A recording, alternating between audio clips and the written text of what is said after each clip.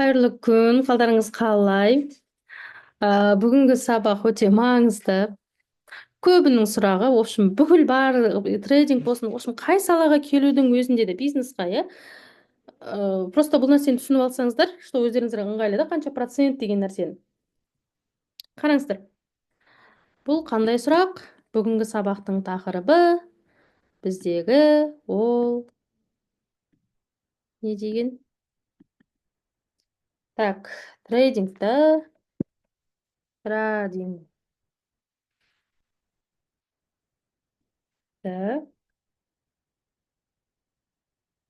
қаншамен, барлықтың сұрағы, яғни қаншамен бастаған дұрыс деп сұрақ қоясыздар, иә?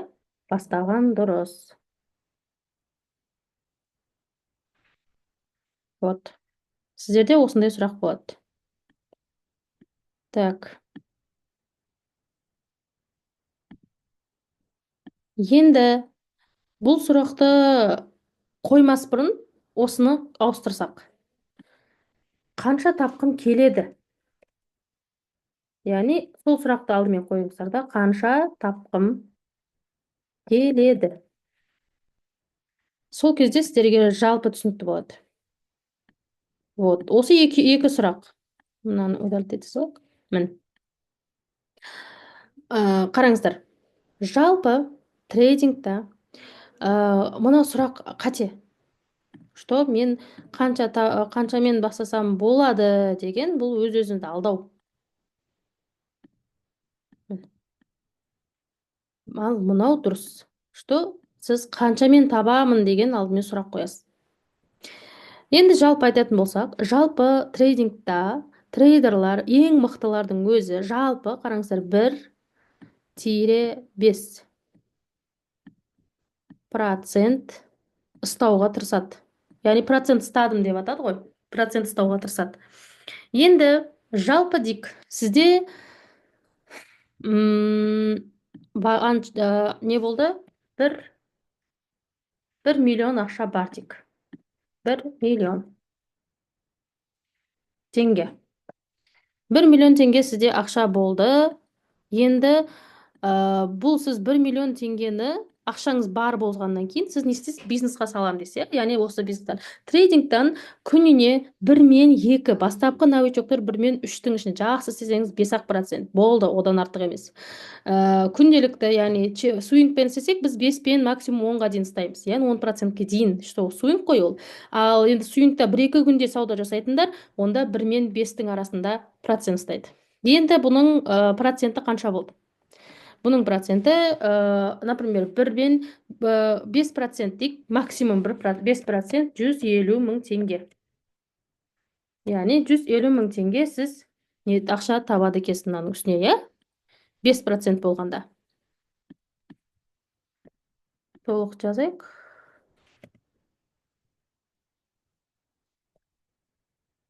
Бес процент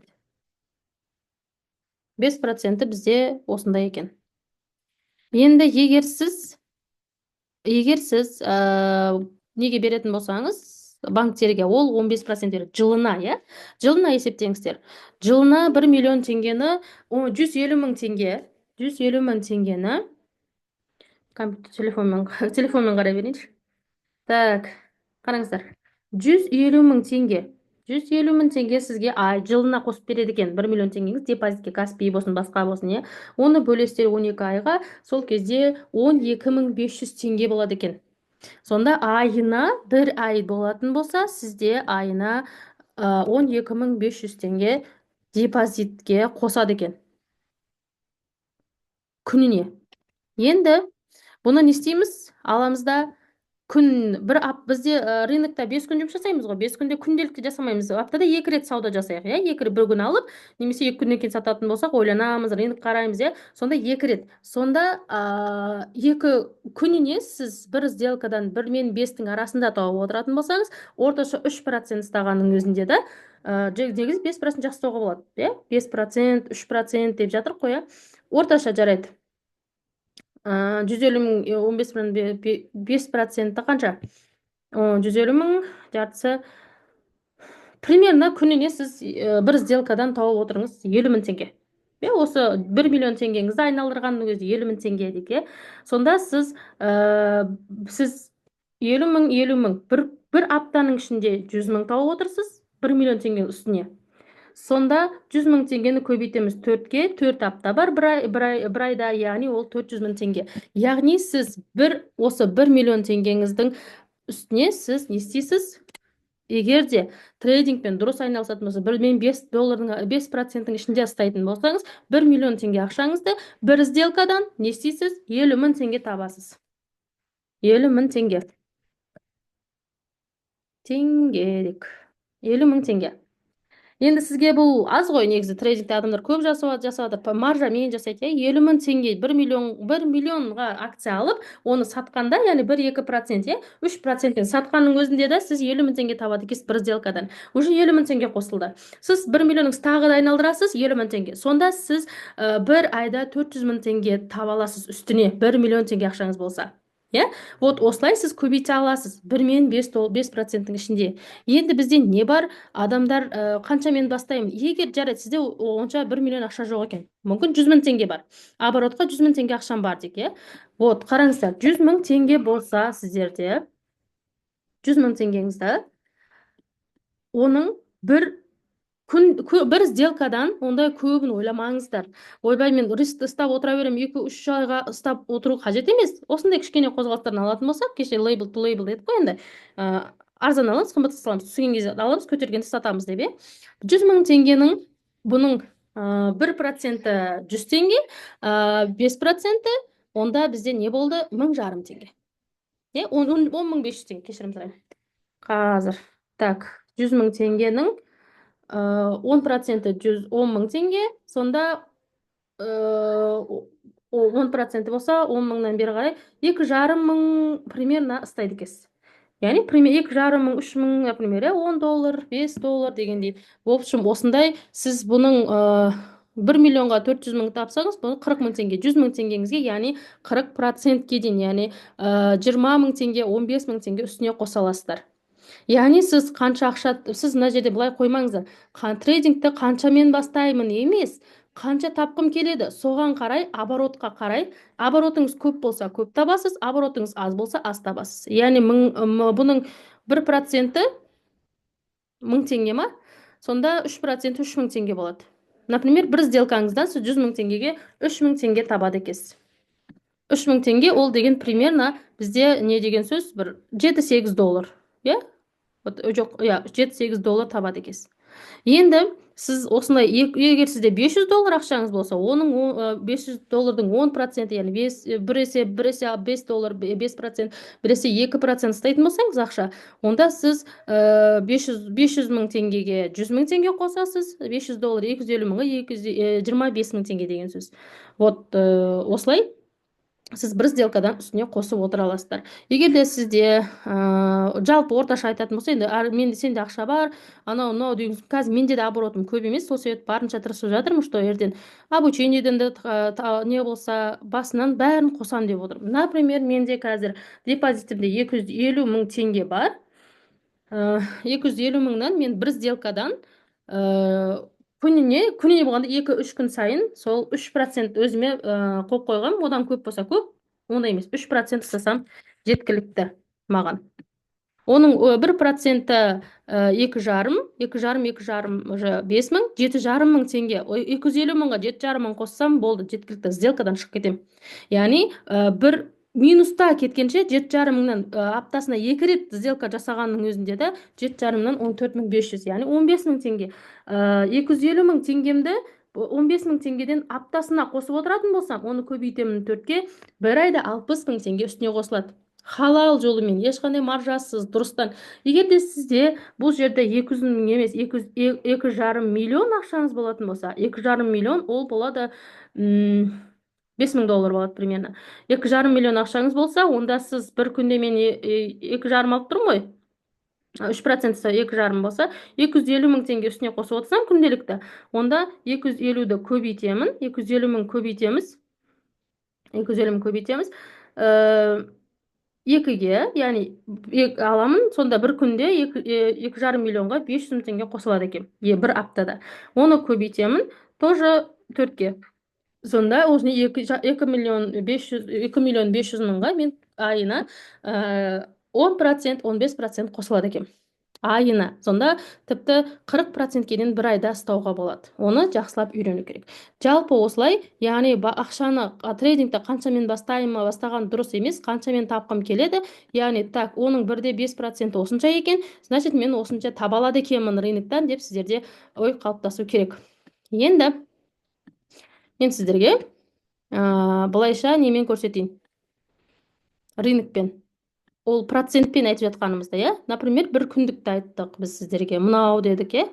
Былай дедік. Қараңыздар. Міне, бір күндік қозғалыс. Мынау бір күнде қозғалады екен, иә.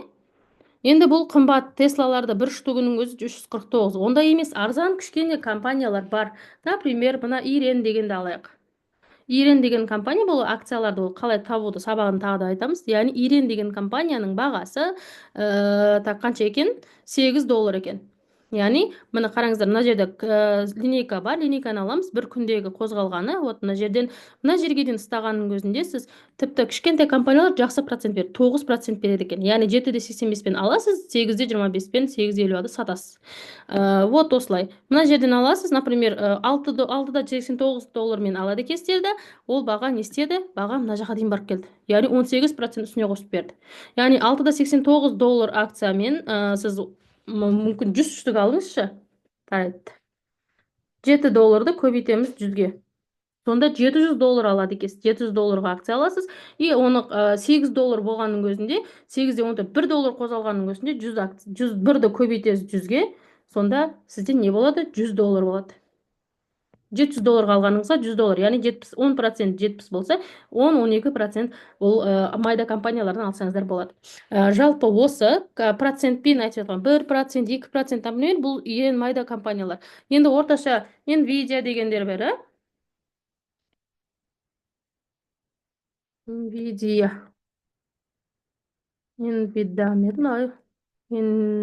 мына. Например, бұның компанияның бағасы 132 екен. Егер де сізде $1000 ақшаңыз болатын болса, $132-дан 10 акция аламайсыз, примерно 8 штук аласыздар. 8 штук мына жерден аласыз да, 124-тен. И сосын мына жақтан алып, тіпті мен күтіп тұра алмайын десеңіз, 1-2%, қараңыз, 2%, 3% ұстағанның өзінде, бүгін алып, ертең сатқанның өзінде де сіз 3% алып, ақшаңызды шығып кете берсеңіз болады. Яғни $1000-ға 20-30 мың теңге тауып шығып кете берсе, ол әрине аз болуы мүмкін маржамен жасап жатқандарға, бірақ бұл халал жолмен дұрыстан жасасаңыздар болады. Жалпы бүгінгі сабақ осы. Өздеріңізге мен қанша тапқым келеді, менде қанша оборотта бар, қанша жасай аламын, соны көріңіздер. Бірақтан айтам, бірден 1 миллион, 2 миллионға кірмеңіздер. Себебі 1 миллион, 2 миллион ол былай, короче, сіздер әлі рынокты дұрыс білмей тұрып, көп ақшамен кіретін болсаңыз, өзіңіз шамаңызға қарамай, табатын. И сосын сіз шаршайсыз. Элементарно бұл қалай түсіндіруге болады? Например, ер азаматтар айтайықшы, например, неге барады? Айтып жатыр, осы жерге барған кезде жақсы тренер бар екен, күшті, сен былайша күшің көбейіп, не дейді, бірдеңкелер шығарасындай, качок болатындай деп айтты барды да. И сосын сіз бардыңызда бара салып 150 килограммдықты былай көтерсеңіз, не істейсіз? Ол шамаңызға қарап, әлі денеңіз дайын емес қой оған. Көтере алмайсыз әлі. Сіз хотя бы 50 килограмм, 55, 80 килограмм көтеріп мынаны качать етіп, одан кейін 150 килограмм көтерсеңіз, уже сіз нормальный, уже денеңіз қалыптасқан. Тура солай биржаға да сіз әлі дайын болмасаңыз, бұл жақта бірден сливать етесіз, ақшаңызды психологически шаршайсыз. Поэтому, например, мына жерде алдыңызда өсет деп, бірақтан уақыт құлап кетті. Сіз уже жылап кетесіз, ойбай деген сияқты, психологически уже. Ой деп, поэтому ондай нәрсе керек емес. Яғни егер де бағанағындай жігіт сияқты фитнесқа барып, тренерға барып бірден 150 килограмм көтерсе, мүмкін 200 көтеретін болса, не істейді? Ол белі сынады да жатады. Ол белін сындырып оны психологиясы сынады ғой уже, психологиясына былайша трейдингтегі психология құртылады, трейдинг мошенничество деген сияқты білмей кіріп жатса да. Яғни мүмкін мына жақтан кірді, баға мына жаққа дейін келуі мүмкін ғой, 117, например, 134-тен алып 110 долларға түсіп кетті, например, баға солай рынок болды да, уже шаршайды адам. Маған андай белін сындырып алған, ол больницада жатыр, ол өзіне келем дегенше қай заман.